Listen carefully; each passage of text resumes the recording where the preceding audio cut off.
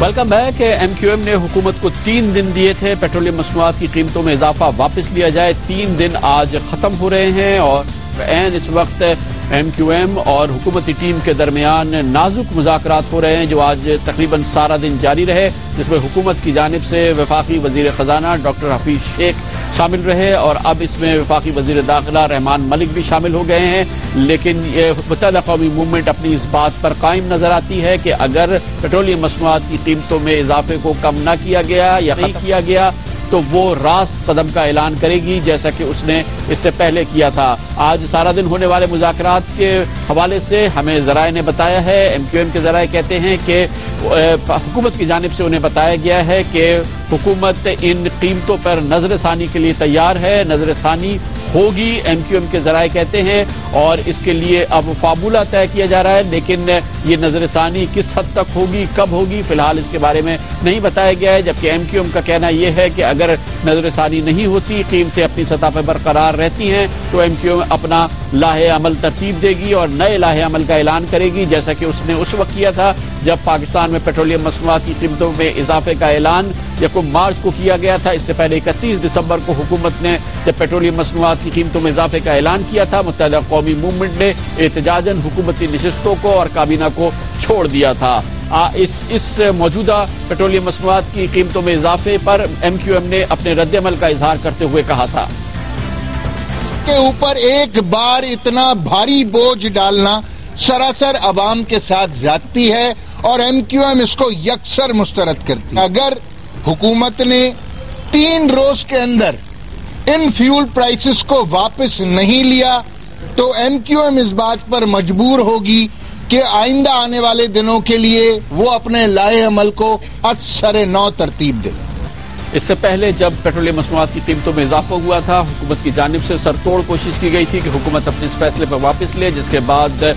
Petroleum مصنوعات کی قیمتوں میں اضافے کو واپس لیا گیا تھا۔ وزیر اعظم یوسف رضا گیلانی خاص طور پہ ایم کیو ایم کے ہیڈ کوارٹرز 90 گئے تھے، جہاں پر انہوں نے یہ اعلان کیا تھا اور متحدہ قومی موومنٹ کے دوسرے تحفظات کے بارے میں بھی یقین دہانیاں کرائی تھیں۔ موجودہ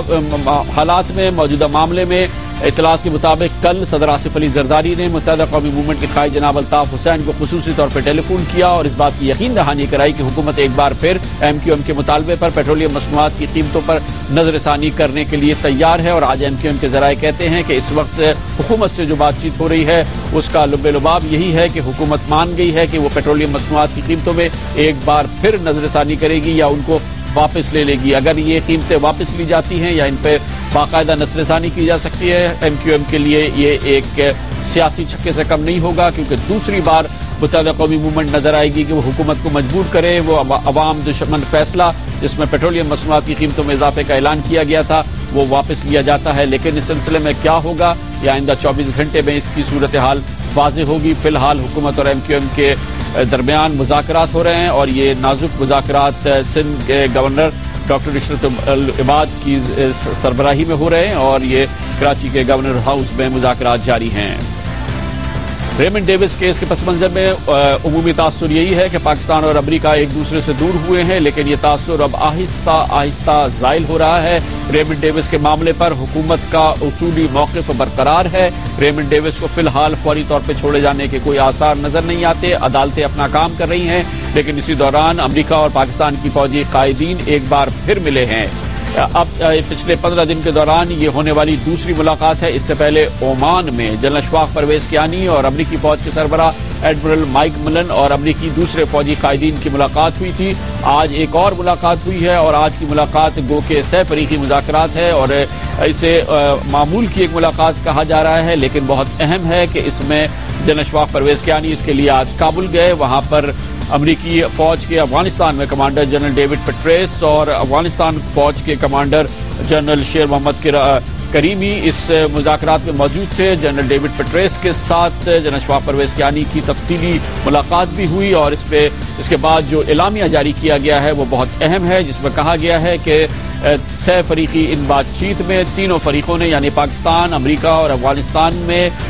دہشت گردی کے خلاف جنگ میں جو اس وقت تعاون ہو رہا ہے اس پر اپنے اطمینان کا اظہار کیا ہے۔ تمام جو تعاون ہے وہ برقرار ہے اور اس پر تینوں فریقوں کو مکمل طور پر اطمینان ہے۔ اس کے علاوہ یہ بھی کہا گیا ہے کہ تینوں فریقوں نے جائزہ لیا کہ اس تعاون کو مزید کس طرح سے مستحکم بنایا جائے، اس کے لیے کیا اقدامات کیے جائیں۔ پاکستان، امریکہ اور افغانستان کے فوجی کمانڈرز نے اس کا بھی ذکر کیا ہے۔ یہ ملاقات جو کہ پچھلے چند دنوں میں دوسری ملاقات ہے امریکہ اور پاکستان کے فوجی قائدین کی، یہ بات کا اشارہ کرتی ہے کہ پاکستان اور امریکہ کے درمیان جو تعلقات میں شدید صدموہری آئی تھی ریمنڈ ڈیوس کیس کی وجہ سے، کم از کم اسٹریٹجک لیول پر وہ کم ہو رہی ہے، اور اسی وجہ سے پاکستان اور امریکہ کے فوجی قائدین پچھلے چند دنوں میں 2 بار مل چکے ہیں، اور اب انتظار ہے رچرڈ ہولبروک